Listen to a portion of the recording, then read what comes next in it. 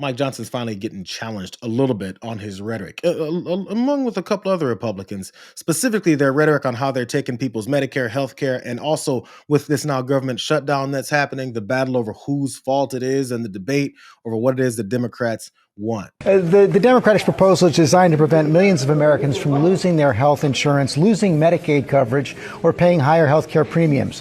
Why are you against that? That's an absurd statement, what you said there. Let's be clear about what happened last night, George. No, George, let me tell you what happened last night. Everybody can go and review the facts for themselves. 44 Senate Democrats voted to reject a clean, nonpartisan continuing funding resolution to keep the United States government open. The Democrats said instead that they wanted to give health care to illegal aliens instead of keeping critical services provided for the American citizens. That's what happened, plain and simple. Every Democrat in the House, except one, voted against the clean continuing resolution. It was nonpartisan in nature. There are no policy riders on it that Republicans favored. It's exactly what Chuck Schumer and other Democrats voted for in March. But they've changed their tune.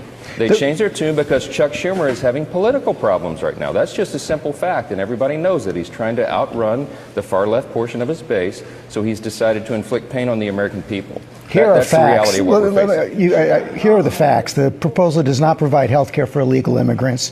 Illegal immigrants cannot buy health care under the Affordable Care Act. They cannot receive health care subsidies. No. Illegal immigrants are ineligible for Medicare, Medicaid, and the Children's Health Program. The Democratic bill does not make them eligible. Isn't it weird? Why did it take this long for journalists like George Stephanopoulos to finally go, stop, Mike, you're lying. That's not the truth. So when he says, you're lying, George, you have to stop him right there and say, that's actually a statement of fact. It's a factual statement. I remember when Trump started running in 2015, and I was like, how come people don't stop him and say, that's not true? That's just not true. When are you going to answer the question? In fact, when are you going to stop lying? It took till right now for journalists that are on major networks to stop being afraid of saying, stop lying. I mean, they just started saying the word lie like last year. During this guy's whole first terms, definitely when he ran in 2016, they were like, well, we can't say lie. I mean, falsehood, twisting of the truth, bending of reality. They would never say the word lie as if lie is such a harsh word.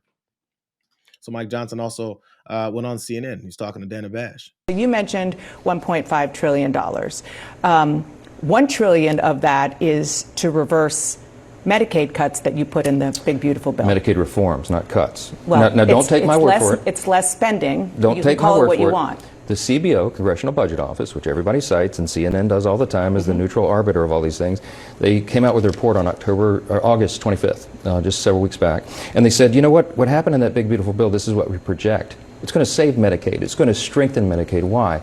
Because they CBO, not Republicans, CBO said 2.3 million improper enrollments are involved in Medicaid right now. What is that? Illegal aliens, young able-bodied men without dependents who are riding the wagon and should be working instead. Our legislation strengthens Medicaid because we kick those people off. They were not entitled. Medicaid is intended for U.S. citizens who are young, pregnant women, disabled, or elderly, not these other categories. But once this goes into effect, which is after the midterms, people will feel cuts who are not necessarily... Yeah, those young able-bodied men who are sitting at home playing video games? That's a big portion of it. Not just them. Look at the studies. Look at the studies. He said that in both of those instances. Look at the studies. Look at the facts. Look later. Look at the information. Where, Mike? Just listen to him and then make him finish answering the question. Those are off-ramps from his bad argument that he's losing. Just go look at the facts. Go look at it. It's what you're saying is totally not true. He says it so smoothly because he's evil. I'm Jesus. I'm Moses.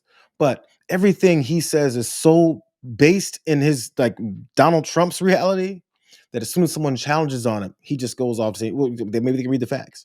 By the way, he mentioned the CBO, and he mentioned how CNN and others like to cite the CBO. And he cited the CBO, the same CBO that during this budget debate, before they passed their bill, where he said the CBO is invalid in the way that they've analyzed and broken down this bill. Some of the estimates, for example, by the CBO, the Congressional Budget Office, are wildly inaccurate. They're assuming an historically low growth rate. The projection that he's referring to and others is from the CBO, the Congressional Budget Office. They are historically totally unreliable. Why won't someone bring that back up to him?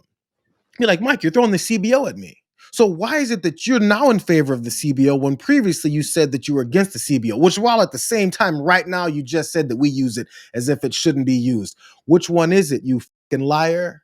Caroline Levitt got cornered too. Usually she has her talking points written down because they know what's going to come at them, but this time she just kind of got cornered and cowered and moved on. Watch. We've been talking about the Affordable Care Act, enhanced premium tax credits, and sort of the politics of it all, right? But this is a very real, tangible impact that American people will feel. The Kaiser Family Foundation says that with the ACA enhanced premium tax credits, without them, premiums will go up 114% on average. 19 million of the 24 million people who rely on the coverage are in states that President Trump won. Is he concerned what will happen to those families if this tax credit expires? And aside from the shutdown, is there a plan to keep those premiums down? Look, as the vice president just said, we are more than happy to have this conversation. The president and the vice president and this team are more than happy to have that conversation with Republicans and Democrats on Capitol Hill. But it cannot happen right now. Right now, we need to reopen the United States federal government. Are you willing to have that conversation, or have you been cornered on your lies? We can't talk about this right now because I have been given my talking points on how I can exactly lie about this. So let's have it afterwards. That's been their proposal as far as reopening this government, is give us everything we want, and we promise, because we've never lied before, that after you give us everything we want, we'll negotiate all those things that we just said we have to have. It doesn't make any sense. It makes absolutely no sense. And as a matter of fact, even them talking about how they wanted to how Democrats wanted to shut down the government and they didn't. Every once in a while, I'd say like 5 to 6 times, Mike Johnson, as well as Donald Trump, all keep admitting this is exactly what they wanted. President Trump has said, he could use this as an opportunity to further cut government and turn some of those temporary furloughs into permanent job cuts. Speaker, can you assess what you're expecting in terms of the job cuts and how severe they could be? Yes, the president and I have talked about this at great length. While a shutdown is very damaging for real American people who depend upon government services, it can provide an opportunity to downsize the scope and the scale of government, which is something that we've always wanted to do. And so in a way, Chuck Schumer has now handed the keys to the kingdom to the executive branch under President Trump to do some things that we would not otherwise be able to do because we would never get Democrat votes for them. Now, Russ Vought is in charge, as you know, of the Office of Management and Budget, and it is his responsibility to look at all of this and make very difficult choices. He gets to decide now what services are essential, what programs and policies should be continued, and which would not be a priority for taxpayers. Weird, huh? Suddenly, it's been a long conversation. He's talked extensively with Donald Trump about how they want to shut down more things. I thought Elon Musk already came in and cut and slashed and cut through fraud, waste, and abuse of all these agencies and people's jobs, but they want to minimize it even more. Why would that be? And also, why aren't they so upset about the government shutting down, but also all on board? While at the same time, before it even shut down, Donald Trump said, I'm not going to negotiate with anybody. Middle fingers for you guys so that we can make sure this happens, because he thinks that he's in this winning position to then say things like, we're going to cut more people's jobs. That very unpopular thing that they did. This is a party that's running roughshod. They don't care about popularity. Look at their approval ratings. They don't care about people voting for them. They don't plan on having any more of those. That's why the aggression and violence is now ramping up in more cities. This is to make more chaos, actual physical conflict with your citizens, so that when they fight back, you go, we can't have these elections anymore. So they don't have to worry about the horrible things that they say or the distancing things that they talk about, how disconnected they are from the rest of American people. They don't have to worry about that anymore. They're going to attack you. Donald Trump said this. He said, I have a meeting today with Russ Vought. He of Project, he put this in capitals, Project 2025 fame, to determine which of the many Democrat agencies, most of which are a political scam, he recommends to be cut. And whether or not those cuts will be temporary or permanent. I can't believe the radical left Democrats gave me this unprecedented opportunity. They are not stupid people. So maybe this is their way of wanting to quietly and quickly make America great again. Do you remember during the campaign when someone brought up Project 2025 and how Russ Vought and how all these guys from the Heritage Foundation handpicked J.D. Vance to be his vice president, and how they have this whole plan, detailed plan to turn this country to a fascist state? And he goes, Never heard of it. The other side's going around trying to make me sound extreme, like I'm an extremist. I'm not. I'm a person with great common sense. I'm not an extremist at all. Like some on the right, severe right, came up with this Project 25. They're sort of the opposite of the radical left, okay? You have the radical left and you have the radical right, and they come up with this, I don't know what the hell it is, it's Project 25. He's involved in Project, and then they read some of the things and they are extreme. I mean, they're seriously extreme. But I don't know anything about it. What they do is misinformation and disinformation, and they keep saying, he's a threat to democracy. I don't know. Project 20. What would that mean? What does project mean? Why is 2025? What is that? He was clueless to the entire process, but now he's promoting it of Project 2025 fame.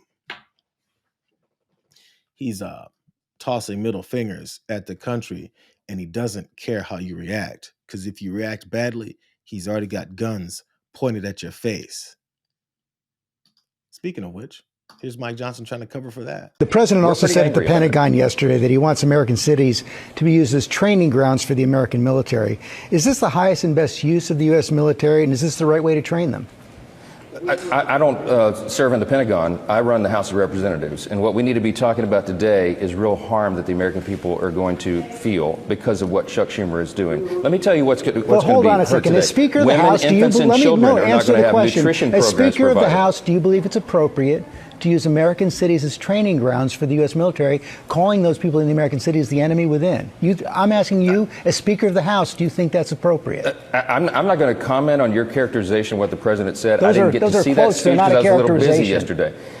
Well, you can take his quotes out of context, which you often do, and I don't think that's fair to the president. I'll tell you what he's done, though. He's put National Guard troops here in D.C. and cleaned up the crime problem. People can walk safely to and from work today because the president takes crime seriously. Some of the big mayors in some of these big blue cities are not, and I think that's probably what he was addressing there. Just a little bit of pushback, and the guy has to flow right through to his next lie. Which one is it, bro? Is it that he characterized Trump incorrectly, or that he then, took his words out of context? Which one is it?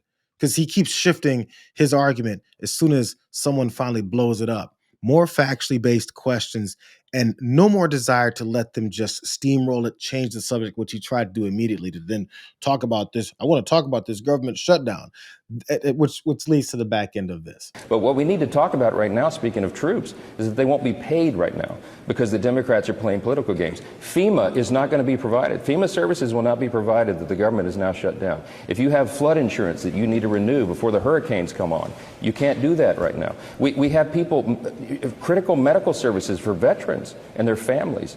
I mean, suicide prevention programs. These are really serious issues that are being caused by the government shutdown. And we need the Democrats to put the politics aside and keep the engines running here. That's critically important for the American people. And it's stunning to me that they're willing to play games like this when they themselves have said, go watch the tape, throughout their entire careers, that this should never be done. Mr. Speaker, thank you. Nothing I said about the president was out of context. Those were direct quotes from the president. But thank you for your time this morning. Cherry-picked out of a long speech. Let's turn now to House. How about this lying asshole?